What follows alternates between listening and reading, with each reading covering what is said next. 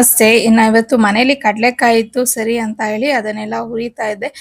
ನಾವು ಲೇಡೀಸ್ ಯಾವ ತರ ಅಂತಂದ್ರೆ ಒಂದು ಕೆಲಸ ಮಾಡ್ತಿದ್ದಂಗೆನೆ ಇನ್ನೊಂದು ಕೆಲಸಕ್ಕೆ ಶಿಫ್ಟ್ ಆಗ್ಬಿಡ್ತೀವಿ.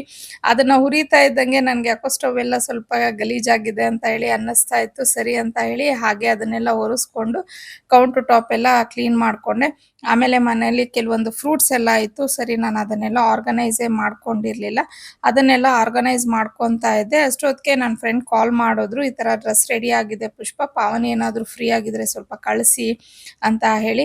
ಆಮೇಲೆ ಪಾವನಿ ಹೋಗಿ ಈಸ್ಕೊಂಡ್ ಬಂದ್ಲು. ಸರಿ ನಾನೇನ್ ಅನ್ಕೊಂಡೆ ಅಂತಂದ್ರೆ ಪಾವನಿಗೋ ಅಥವಾ ಅನಿಗೋ ಇಬ್ಬರಿಗೆ ಯಾರಿಗೆ ಸ್ಟಿಚ್ ಮಾಡಿಸಿದ್ರು ಇಬ್ಬರಿಗೂ ಆಗತ್ತೆ, ಅವ್ರಿಗೆ ಹೊಲ್ದಿರ್ತಾರೆ ಅನ್ಕೊಂಡೆ. ಬಟ್ ಅದು ತಂದು ನೋಡಿದ್ಮೇಲೆ ನನ್ನ ಸೈಜ್ ಇತ್ತು.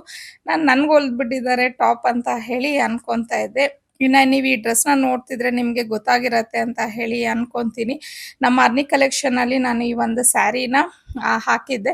ನನ್ಗೆ ಎಷ್ಟು ಇಷ್ಟ ಆಗೋಗಿತ್ತು ಅಂದ್ರೆ ಈ ಸೀರೆ ತುಂಬಾನೇ ಚೆನ್ನಾಗಿತ್ತು ಅಂತ ಹೇಳಿ ನಾನು ಇದೇ ಒಂದು ಸೀರೆಯಲ್ಲಿ ಡ್ರೆಸ್ನ ಸ್ಟಿಚ್ ಮಾಡಿಸಿದ್ದೆ. ಹನಿ ಹಾಕೊಂಡಿದ್ಲು ಯುಗಾದಿ ಹಬ್ಬದ ದಿನ, ಅಂದ್ರೆ ಸ್ಕರ್ಟ್ ಮತ್ತೆ ಟಾಪ್ ಆ ತರ ಸ್ಟಿಚ್ ಮಾಡಿಸಿದ್ದೆ.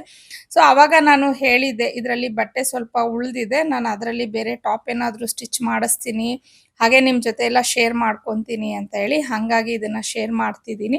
ಸೊ ನಾನು ಮಕ್ಕಳಿಗೆ ಹೊಲ್ಸೋಣ ಅಂತ ನನ್ನ ಮೈಂಡಲ್ಲಿ ಇತ್ತು. ಅಂದ್ರೆ ಹೇಳಿದ್ದೆ ಅವ್ರಿಗೆ ನಾನು ಟಾಪ್ ಹೊಲಿದ್ ಬಿಡಿ ಅಂತ ಹೇಳಿ. ಮೇ ಬಿ ಬಟ್ಟೆ ಜಾಸ್ತಿ ಇತ್ತೇನೋ, ನನಗೇನೆ ಸ್ಟಿಚ್ ಮಾಡಿದ್ದಾರೆ. ನೆಕ್ ಎಲ್ಲ ಡಿಸೈನ್ ತುಂಬ ಚೆನ್ನಾಗಿ ಮಾಡಿಕೊಟ್ಟಿದ್ದಾರೆ. ಆ ರೆಡ್ ಕಲರ್ ಪ್ಯಾಚ್ ವರ್ಕ್ ಎಲ್ಲ ಮಾಡಿ.